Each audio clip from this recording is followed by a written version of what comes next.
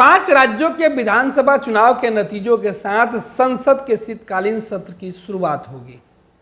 4 राज्यों के नतीजे आज आ जाएंगे और सोमवार की जब संसद में तमाम सत्ता और विपक्ष के सांसद एक साथ पहुंचेंगे तब 5वें राज्य के चुनाव के नतीजे भी आ जाएंगे।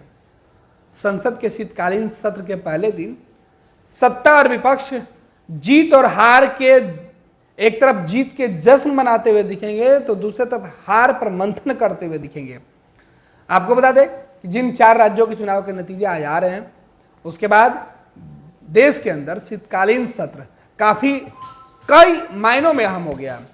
शीतकालीन सत्र की शुरुआत 4 दिसंबर से शुरू होकर 22 दिसंबर तक चलेगी और इस बीच सत्ता और विपक्ष ने अपने अपने मुद्दे तैयार कर लिए हैं। शीतकालीन सत्र के पहले जो सर्वदलीय बैठक बुलाई गई थी उस बैठक में सभी दल के नेताओं ने सदन को सुचारू ढंग से चलाने की सहमति दी। सत्ता पक्ष की पूरी कोशिश होगी कि सदन को बिना हंगामे के चलाया जाए, लेकिन विपक्ष कई मुद्दों पर सरकार को घेरने की रणनीति बना चुका है। आपको बता दें कि सदन की शुरुआत यानी पहले दिन ही टीएमसी सांसद के सवाल पूछने के एवज में पैसे लेने के प्रकरण के मामले पर जो जांच चल रही है उसकी रिपोर्ट सदन में लाई जा सकती है। हालांकि टीएमसी ने इस पूरे मामले पर कहा है कि सरकार संसद के अंदर कार्रवाई जो करेगी उस पर चर्चा करा ले। तो संसद के अंदर गर्माहट शीतकालीन सत्र में पहले दिन से ही देखने को मिल सकता है।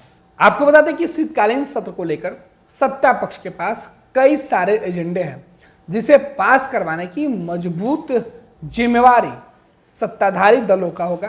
तो वहीं विपक्ष के पास 4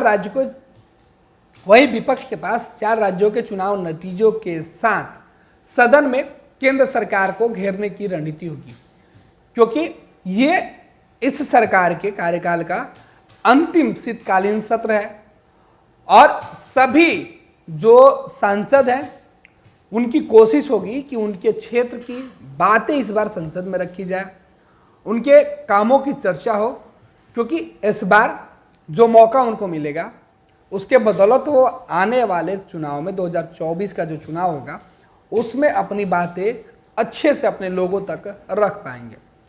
लिहाजा सभी सदस्यों के ऊपर जिम्मेवारी महत्वपूर्ण होगी, लेकिन सदन के अंदर सदन की कार्यवाही चलाने की पूरी जिम्मेवारी सत्ता और विपक्ष दोनों पर होगी।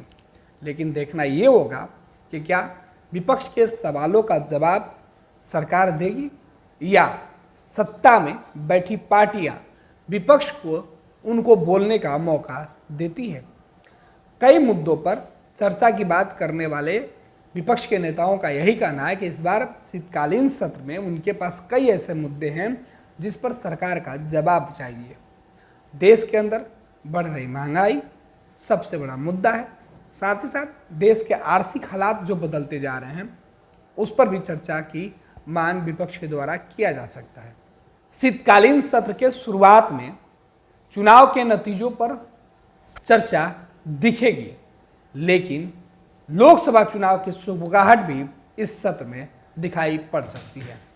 देखना है कि इस बार राहुल गांधी जब संसद में होंगे तो प्रधानमंत्री नरेंद्र मोदी के साथ उनकी जो बातचीत होगी वो किस तरीके की होगी, क्योंकि पिछले सत्र में राहुल गांधी बहुत कम दिनों के लिए सदन में आए थे, लेकिन इस सत्र में राहुल गांधी अपने इलाके को लेकर किस तरीके से बातें कर रहे हैं, क्योंकि इस बार बीजेपी के पास जो एजेंडा है कि वो सदन में राम मंदिर का निर्माण वाले मुद्दे पर बढ़ चढ़कर अपनी बातें रखने की कोशिश करेंगे बीजेपी के सांसद। साथ ही साथ ये गिनाने का भी काम करेंगे कि उनकी उपलब्धि क्या कुछ रही है।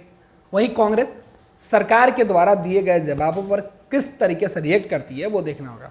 आपको बता दें कि तकरीबन 11 ऐसे बिल हैं जो केंद्र सरकार सदन में लाएगी, जिसे पास करवाने की मजबूत जिम्मेवारी भी सत्ता पक्ष पर होगा। देखना है कि शीतकालीन सत्र के दौरान संसद के दोनों ही सदनों में किस तरीके से माहौल रहता है। पनोरमा ग्रुप, जो सोचता है वो करता है। ये लो मुंह मीठा करो, आज मैंने अपना जॉब छोड़ दिया। अब हम पूर्णिया वापस जाएंगे। जॉब छोड़ दिया है? मतलब ये घर कैसे चलेगा? हम करेंगे क्या? और माँ बाबूजी क्या बोलेंगे? इसलिए मैं एक और मिठाई का डब्बा लाया। अपने बिजनेस के लिए लोन अप्रूव हो गया। अरे लोन अप्रूव हो गया वो तो ठीक है, लेकिन पूर्णिया में हम रहेंगे कहाँ? अपना घर भी तो नहीं है वहां। इसलिए तो एक और मिठाई का डब्बा अलग से लाया हूं। हमने पूर्णिया में घर ले लिया है, पूर्णिया के ई होम्स पैनोरमा में। पूर्णिया में पैनोरमा ग्रुप लेकर आए हैं ई होम्स पैनोरमा। बड़ा घर, आलीशान जिंदगी और अत्याधुनिक सुविधाओं के संग। अरे अरे, अब क्यों मुंह मीठा करवा रही हो? क्योंकि हम घर वापसी जो कर रहे हैं। घर वापसी की खुशी पूर्णिया में ई होम्स पैनोरमा के संग। E Homes Panorama, luxurious lifestyle redefined.